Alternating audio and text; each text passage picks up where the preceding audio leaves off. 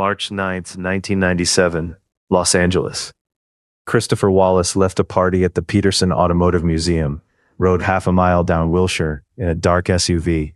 He died before dawn. Nobody ever stood in court for it.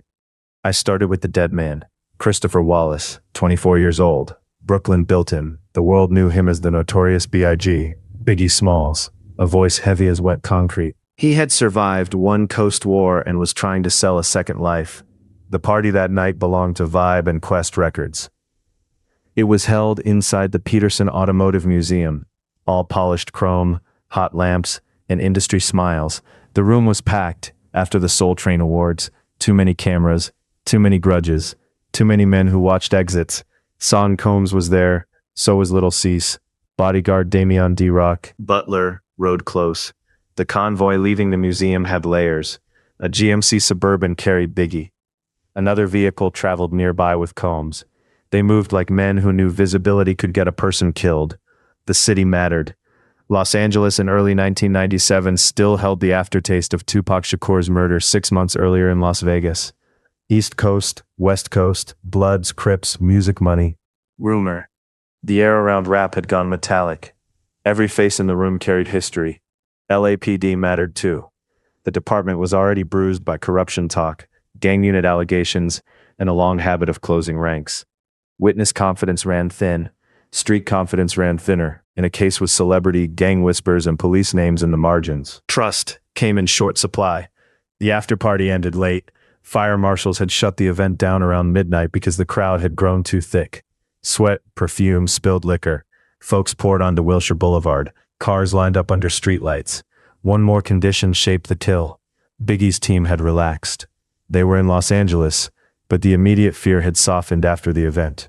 Security was present, not airtight. The trip from museum curb to hospital turned on small delays, open windows, and one intersection nobody controlled. The timeline hardened around 12:30 a.m. Biggie left the museum in the front passenger seat of a dark GMC Suburban. D-Rock drove.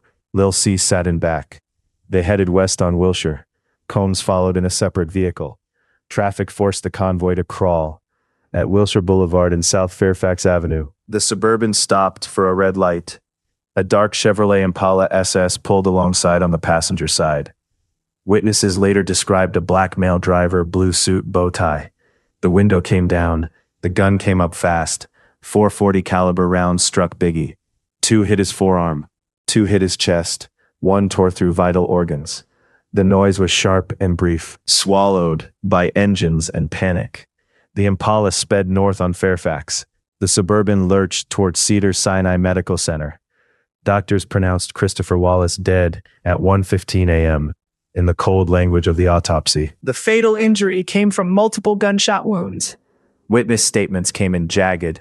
Some saw the Impala clearly. Some remembered a green car near the convoy. Some fixed on the shooter's clothes. Others only heard the shots. The scene had nightclub spillover, celebrity traffic, flashing police lights, and the usual contamination that follows sudden blood. Investigators collected shell casings, mapped positions, and traced the route from museum to hospital. They also inherited noise. The case touched gang intelligence, music rivalries, and the unsolved Shakur murder. Every lead arrived with static. Some of that static came from inside the department. Biggie had been murdered in a targeted drive-by shooting, likely tied to the larger East-West rap feud and gang associations orbiting it. LAPD kept the case open, unsolved, and publicly cautious. That was the line. Task forces reviewed gang angles. Detectives looked at known associates of the mob Piru Bloods, especially figures around death row records and Compton circles. No arrest came. Prosecutors never got a charging package that could survive daylight. Witnesses drifted. Memories changed. Street sources talked around names without planting both feet on one. Officially, the file remained active. Functionally, it sat in a drawer with a pulse too faint for the room. For years, the department repeated that the case had not been forgotten. Reviews happened. Leads were checked. Public statements stayed careful. The language had polish on it. Behind that polish sat missing momentum, damaged credibility, and a family staring at the same hole in the calendar. He developed a theory tying the murder to rogue officers and mob Piru members, especially David Mack and Amir Muhammad, also known as Harry Billups. His path hit walls fast. Poole believed corrupt cops with gang ties had contaminated the case. Mack had once been an LAPD officer convicted for a bank robbery. He had links to death row circles and Suge Knight's orbit, according to several reports. Poole thought those overlaps were more than neighborhood coincidence. Then came the witness problem. A key witness, identified publicly as Teresa Swan, gave statements that shifted over time regarding the suspected shooter and police involvement. Parts of her account supported Poole, parts weakened under scrutiny. In a clean case, that would be trouble. This case was never clean. Another crack lay in what investigators did not lock down early enough.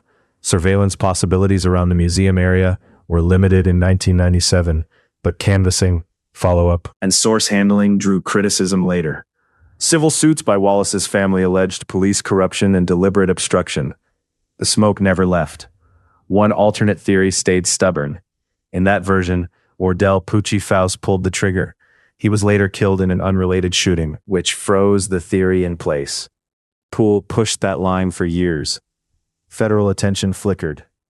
The claims never became a criminal courtroom verdict. They never disappeared either. In 2022, LAPD announced the case remained open and active. 25 years had already passed by then. Biggie's mother, Valletta Wallace, spent decades carrying the questions. So did the people who were in those cars, and the detectives who quit before the file quit them. I kept coming back to one red light on Wilshire.